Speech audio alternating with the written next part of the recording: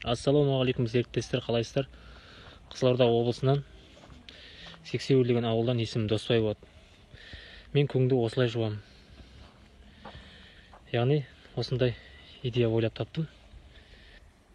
Пластмасс труба болмаса шланга жарай береді.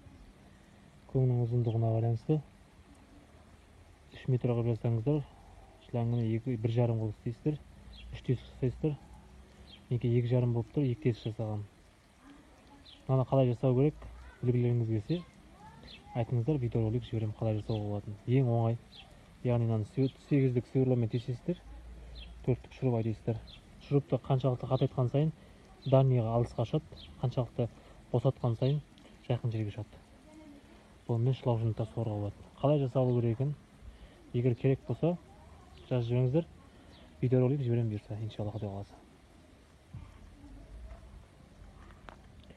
Қазіргі таңда мына жерлерге дайындап қойдым.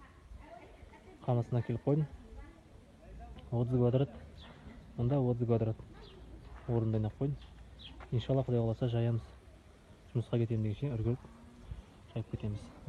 Кімге қызық, жазып жіберіңіздер. Видеоролик жіберілем. Сіздерге септігін тигеніммен қуаныштымын.